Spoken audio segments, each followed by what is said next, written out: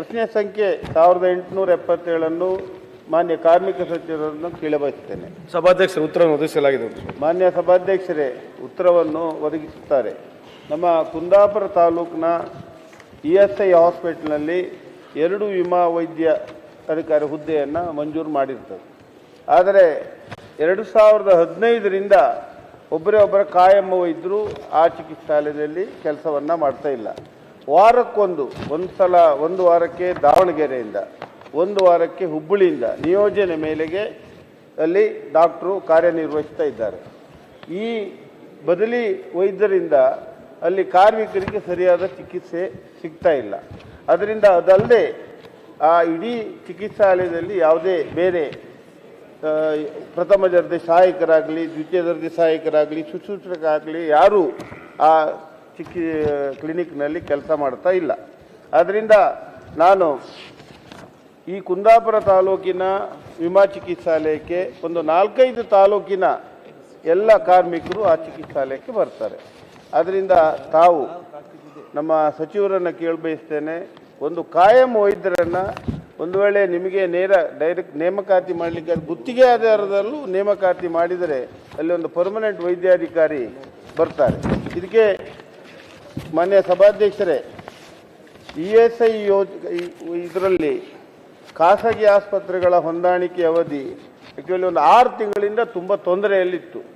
1 ತಿಂಗಳು ಮುಂದುವರಿಸುವುದು, 1 ತಿಂಗಳು ಮುಂದುವರಿಸುವ ಒಂದು ವ್ಯವಸ್ಥೆಯಲ್ಲಿ ಸರ್ಕಾರ ಮಾಡ್ಕೊಂಡು ಬಂದಿದೆ. ಆದರೆ ಈ 11/12/2025 ನಮ್ಮ ಮಾನ್ಯ ಸಚಿವರಿಗೆ ಮನವಿ ಮಾಡಿದ ನಂತರ ಅವರು ಈ ಟೈಅಪ್ ಅನ್ನು 2 ವರ್ಷದ ಅವಧಿಗೆ ಮಾಡಿದ್ದಾರೆ. ಅದನ್ನು ನಾನು ಮಾನ್ಯ ಕಾರ್ಮಿಕ ಸಚಿವರಿಗೆ ಧನ್ಯವಾದವನ್ನು ತಿಳಿಸಲಿಕ್ಕೆ ಬಯಸ್ತೇನೆ. ಆದರೆ ಇದರಲ್ಲಿ ನಮ್ಮ ಜಿಲ್ಲೆಗೆ ಈ ಟೈಅಪ್ ಅನ್ನು ಹಾಸ್ಪಿಟಲ್ ಲಿಸ್ಟ್ ಮಾಡುವಾಗ ಕಸ್ತೂರ್ಬಾ ಮೆಡಿಕಲ್ ಕಾಲೇಜ್ ಮಣಿಪಾಲ ಇದನ್ನು ಕೈ ಬಿಟ್ಟಿದ್ದಾರೆ. ಅದರೊಟ್ಟಿಗೆ ಆದರ್ಶ ಹಾಸ್ಪಿಟಲ್ ಕುಂದಾಪುರವನ್ನು ಇಷ್ಟು ವರ್ಷ ಅವರ ಲಿಸ್ಟ್ನಲ್ಲಿ ಇದ್ದದನ್ನು ಸಹ ಕೈ ಬಿಟ್ಟಿದ್ದಾರೆ. ಇದರಿಂದ ಮಣಿಪಾಲ ಹಾಸ್ಪಿಟಲ್ ಬಿಟ್ಟರೆ ಒಂದು 7-8 ಜಿಲ್ಲೆಗೆ ತೊಂದರೆ ಆಗ್ತದೆ ನಮ್ಮ ಕಾರ್ಮಿಕರಿಗೆ. ಆದ್ದರಿಂದ ಸಚಿವರು ಇದ್ರ ಬಗ್ಗೆ ಗಮನ ಇಟ್ಟು ಮಣಿಪಾಲ ಆಸ್ಪತ್ರೆಯನ್ನು ನಿಮ್ಮ ಈ ಟೈಅಪ್ನಲ್ಲಿ ಸೇರಿಸ್ಕೊಳ್ಬೇಕು. ಅದರ ಒಟ್ಟಿಗೆ ಕುಂದಾಪುರ ಆದರ್ಶ ಹಾಸ್ಪಿಟಲ್ ಅಂತ ಸೇರಿಸ್ಕೊಳ್ಬೇಕು. ಹಿಂದೆ ನಿಮ್ಮ ಟೈಅಪ್ನ ಲಿಸ್ಟ್ ಇದೆ ಅದು. ಅದರಿಂದ ತಾವು ಸಚಿವರು ನಮಗೆ ಈ ವಿಚಾರದಲ್ಲಿ ಏನಾದರೂ ಭರವಸೆ ಕೊಡ್ತಾರೆ ಅಂತ ನಂಬಿಕೊಂಡಿದ್ದೇನೆ. ಸಭಾಧ್ಯಕ್ಷರು ಅವರಿಗೆ ಕಿರಣ್ ಕುಮಾರ್ ಅಣ್ಣವರು ಭಾಳ ಸ್ಪೆಸಿಫಿಕ್ ಆಗಿ ಕುಂದಾಪುರದಲ್ಲಿ ಈಗ ಡಾಕ್ಟರ್ಸ್ ಹೋಗ್ತಾ ಇದ್ದಾರೆ, ಹುಬ್ಬಳ್ಳಿ ಹಾಗೂ ದಾವಣಗೆರೆಯಿಂದ ಹೋಗ್ತಾ ಇದ್ದಾರೆ, ಅಲ್ಲಿ ಪರ್ಮನೆಂಟಾಗಿ ಬೇಕು ಅಂತಕ್ಕಂತಿದ್ದಾರೆ. ನಾನು ಆಲ್ರೆಡಿ ಸೆಕ್ರೆಟರಿಗೆ ಮಾತನಾಡಿದ್ದೀನಿ, ಇನ್ನೊಂದು 3 ವಾರದಲ್ಲಿ ಟೆಂಪರರಿ ಬೇಸಿಸ್ ಮೇಲೆ ಅಲ್ಲಿ ನೇಮಕಾತಿ ಮಾಡಿಕೊಡ್ತಕ್ಕಂಥದ್ದು ಮಾಡಿಕೊಡ್ತೀನಿ. ಒಂದು ಎರಡನೇದು, ನೀವು ಕಸ್ತೂರ್ಬಾ ಹಾಗೂ ಆದರ್ಶ ಏನು ಇವೆರಡು ಹಾಸ್ಪಿಟ್ಲೊಳಗೆ ನೀವು ಅಕ್ರಿಡೇಷನ್ ಮಾಡಿಕೊಡಿ ಅಂತ ಹೇಳಿದ್ದೀರಿ, ಬಿಟ್ಟೋಗಿದೆ ಅಂತ ಹೇಳ್ತಾ ಇದ್ದೀರಿ.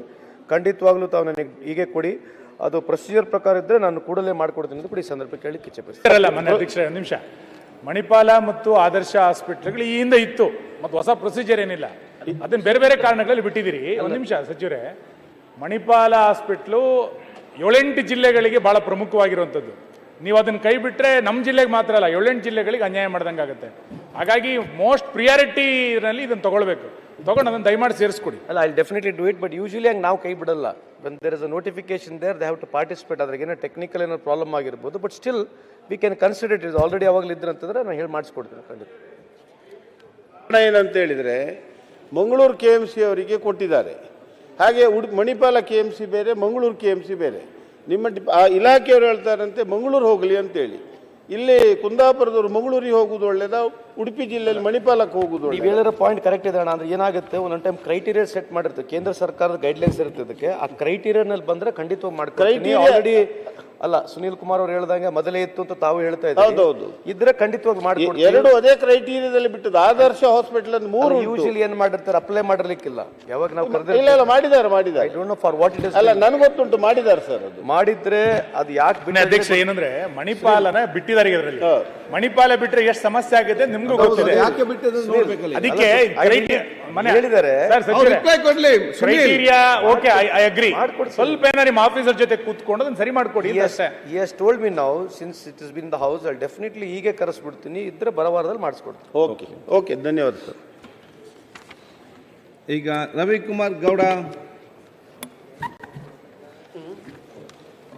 ಲಕ್ಷ್ಮೀ ಹೆಬ್ಬಾಳ್ಕರ್ ಅವರು.